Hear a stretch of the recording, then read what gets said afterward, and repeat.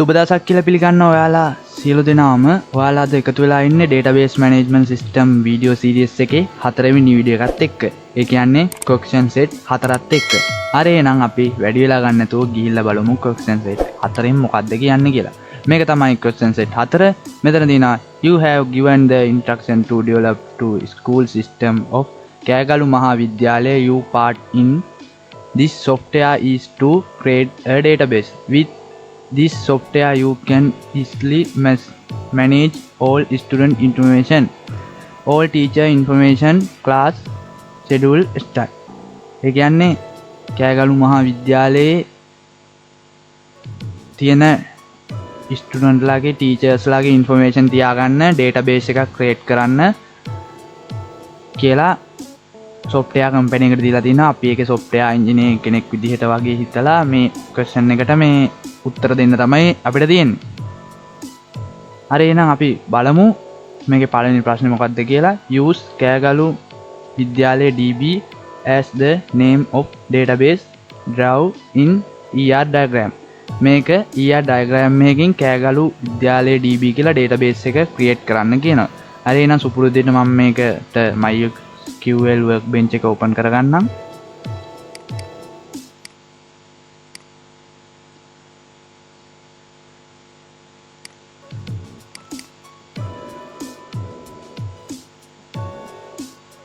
හරි මේ විදිහට මම ඕපන් කරගත්ත MySQL Workbench එකෙන් මේ විදිහට ෆයිල් උඩ ක්ලික් කරලා new model එකක් හදා ගන්නම්. ඊට පස්සේ ඔයාලට පේනවා මෙතන mydb කියලා. ඔයාලා දැන් මගේ කලින් වීඩියෝ බැලුවා නම් ඔයාලා දන්නවා මේකේ database එකක් create කරගන්නේ කොහොමද කියලා. හරි මම මේ විදිහට database එකක් create කරගන්නම්. මේ විදිහට mydb කියන එකට double click කරලා මෙතන database name එක දාගන්න පුළුවන්. එයාලා දීලා තියෙන database name එක තමයි කෑගලු විද්‍යාලයේ DB කියන එක. මම මේක දාගන්නම් මේ විදිහට. හරි මම මේ විදිහට කෑගලු විද්‍යාලයේ DB කියන එක දාගත්තා. මේ විදිහට rename references දීලා මම මේ database එක create කරගන්නම්. හරි ඔයාලට පේනවා නම change වුණා මේ විදිහට. හරි එහෙනම් අපි දෙවෙනි question එක බලමු මොකද්ද කරන්න කියලා තියෙන්නේ කියලා.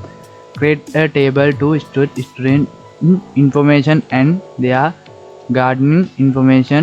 Follow the instruction below when creating this table. Student කියලායි gardening කියලායි මේ විදිහට table දෙකක් create කරන්න කියලා තියෙනවා. මේ විදිහට අපි එහෙනම් බලමු table එක create කරගන්න කොහොමද කියලා. පළවෙනි table එකේ name එක මේ විදිහට එයාලා කියලා තියෙනවා student කියලා දෙන්න කියලා. මම මේක මෙතනින් මේ විදිහට copy කරගන්නම්.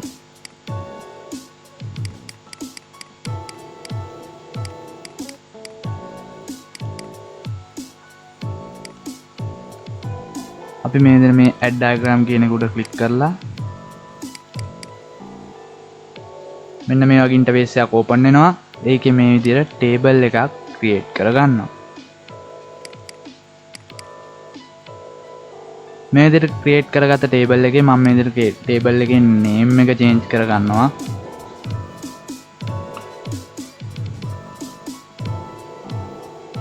හරි මේ විදිහට මම මේකේ table එක create කරගත්තා.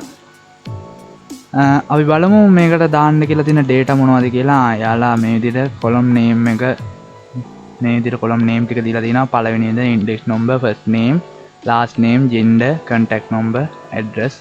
ඒවා data type එකක් මේ විදිහට දීලා තිනවා. length එකත් මේ විදිහට දීලා තිනවා. හරි එහෙනම් අපි tag ගාලා මේ ටික add කරගමු. ඔයාලා දැන් දැනටමත් දන්නේ නැති මේ විදිහට මේකේ data add කරන්න හැටි. ඒකින්ද මම මේක තවදුරටත් explain කරන්න යන්නේ නැහැ ඔයාලට. මේ විදිහට මම data ටික tag ගාලා add කරගෙන යන්නම්.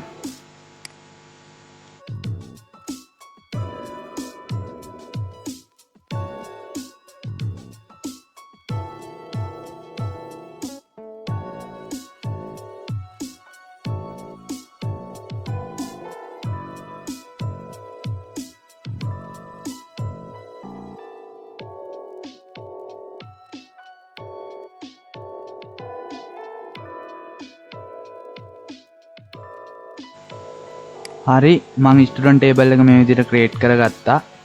ඊළඟට බලමු මොකක්ද ක්‍රියේට් කරගන්න තියෙන්නේ කියලා. ඊළඟට garden table එක හරි ඒකත් මම මේ විදිහට ටටක් ගාලා ක්‍රියේට් කරගෙන data මේ විදිහට මේ ටික ඇඩ් කරගන්නම්.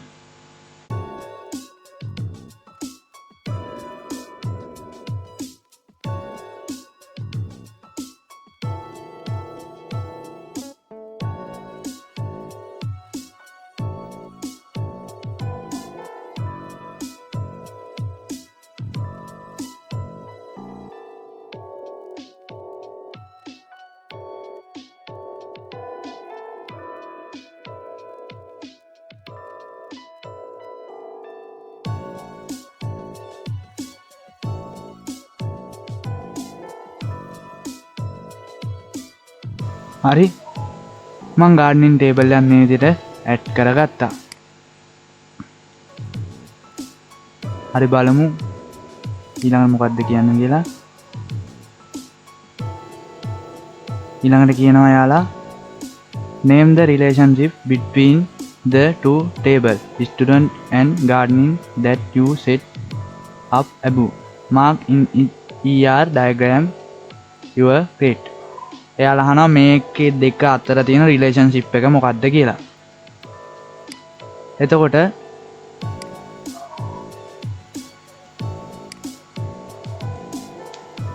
ස්ටුඩන්ට් කෙනෙකුට ගාඩිනර්ට ස්ටුඩන්ට්ලා ගොඩක් ඉන්න පුළුවන්. එතකොට මේක one to many relationship එකක් වෙනවා. මම ඒක මේ විදිහට ඇඩ් කරගන්නම්. මේ විදිහට මම relationship එක ඇඩ් කරගත්තා. හරි අපි ඊළඟට බලමු මොකද්ද ඊළඟ ක්වෙස්චන් එක කියලා. ඊළඟට කියලා තියෙනවා a teacher several subject and one subject teaches several teachers. Create a teacher and subject table using the appropriate relationship. Follow the instruction below to create this table. Create an ER diagram. ඒ කියන්නේ කලින් වගේම teacher table එකයි subject table එකයි හදන්න කියලා තියෙනවා. ඒ වගේම ඒකේ relationship එකත් දාන්න කියලා තියෙනවා. අපි relationship එක මේ table දෙක හදලා අපි සාකච්ඡා කරමු. මං කලින් වගේ දැන් මේකේ table දෙක create කරගන්නම්.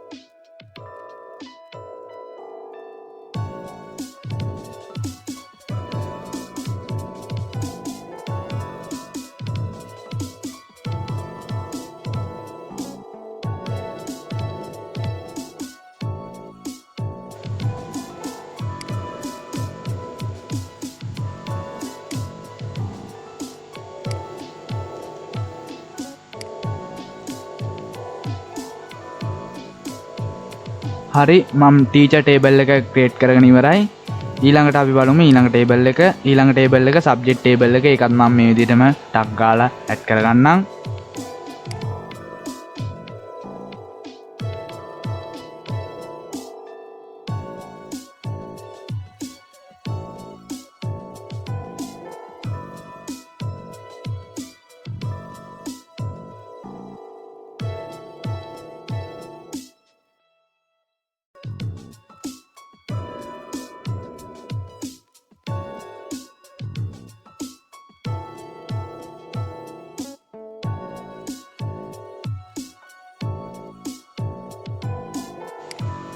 හරි මං සබ්ජෙක්ට් ටේබල් එකත් හදාගෙන ඉවරයි. මේ විදිහට ටීචර් ටේබල් එකයි සබ්ජෙක්ට් ටේබල් එකයි හදාගෙන ඉවරයි.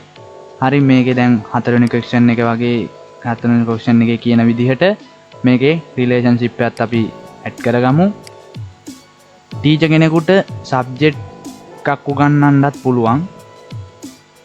නැත්නම් එක ටීචර් කෙනෙකුට සබ්ජෙක්ට් ගොඩක් උගන්වන්නත් පුළුවන්. කියන්නේ සබ්ජෙක්ට් එකක් උගන්වන ටීචර් කෙනෙක් ඉන්නත් පුළුවන්. ඒ ටීචර්ට සබ්ජෙක්ට් ගොඩක් උගන්වන්නත් පුළුවන්. එතකොට මේක one to many relationship එකක් නෙමෙයි මේක men to many relationship එකක් වෙනවා. ඒක මං මේ විදිහට මෙහෙම ඇඩ් කරගන්නම්. හරි. ඊට පස්සේ මේකට මේ මම ඇඩ් කරගත්තා. මෙන්න මේ විදිහට. හරි ඊට පස්සේ අපිට අලුතෙන් ටේබල් එකක් ක්‍රියේට් වුණා. මම මේකේ ටීචර් රෙජිස්ටර් නම්බර් කියන එක මම පොඩ්ඩක් මේක වෙනස් කරගන්නම්. ඒකේ ප්‍රයිමරි කී ටික මේ විදිහට අයින් කරලා ටීචර් රෙජිස්ටර් නම්බර් කියනවට වඩා ටීචර් රෙජිස්ටර් නම්බර් කියන එක පොඩ්ඩක් දෙන්න මම මේ විදිහට දෙකම හදා ගන්නම්.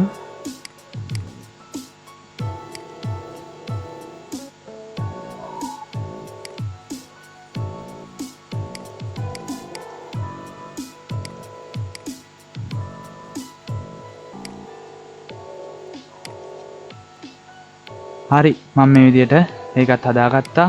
මේක දැන් මම මේක forward engineer කරලා මේක database එක create කරගන්නම්. මේ විදිහට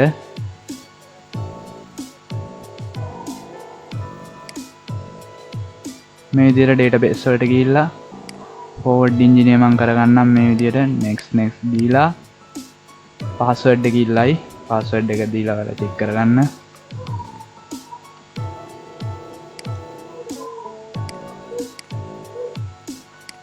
හරි database එක create වෙලා ඉවරයි. දැන් අපි බලමු database එක හැදිලාද කියලා. මේ විදිහට මම refresh කරගන්නම්.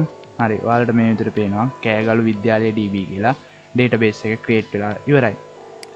හරි එහෙනම් අපේ question set 4 මෙතනින් ඉවරයි. ඊළඟ video series එකත් එක්ක ළඟදිම හම්බෙමු. ගිහිල්ලා එන්නම් ඔයාලට සුබ දවසක්.